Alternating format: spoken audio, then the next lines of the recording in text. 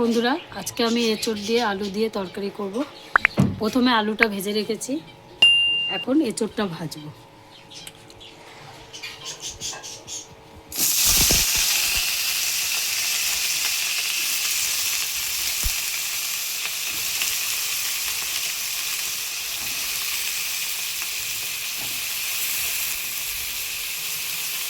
লাল করে একটু ভেজে নেব।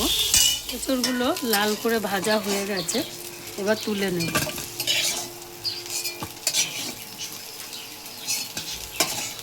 এবার কড়াতে তেল দিয়ে দিলাম।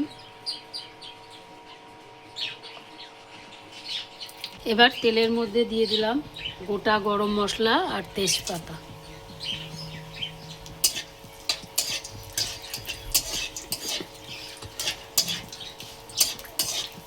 এবার তেল গরম হয়ে গেছে, এবার তেলের মধ্যে পেঁয়াজ দিয়ে দিলাম।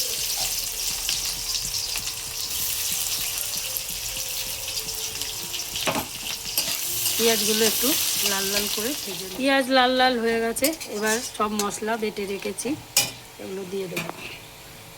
এর মধ্যে বাটা আছে আদা, রসুন, টমেটো, কাঁচা লঙ্কা পেস্ট, এটা দিয়ে দেবো।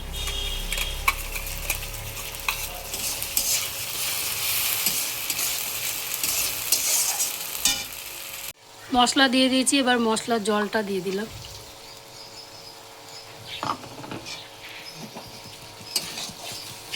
এবার দেব নুন, হলুদ, জিরের গুঁড়ো। এবার 1 চামচ নুন দিলাম,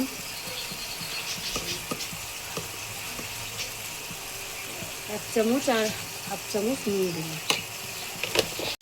হলুদ দিলাম 2 চামচ, জিরের গুঁড়ো 2 চামচ। এবার সব মশলাগুলো ভেজে নেব।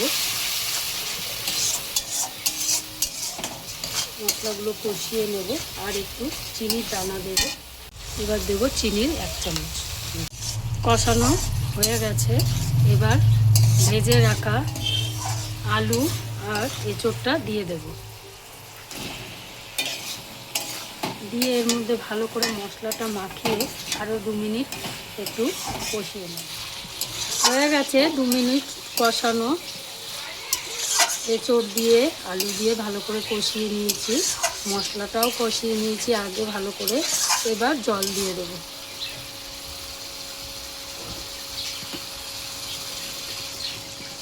এবার জল দিয়ে সিদ্ধ করতে দেব। এবার ঢাকনা দিয়ে দিলাম। এবার দেখব তরকারিটা হয়ে গেছে।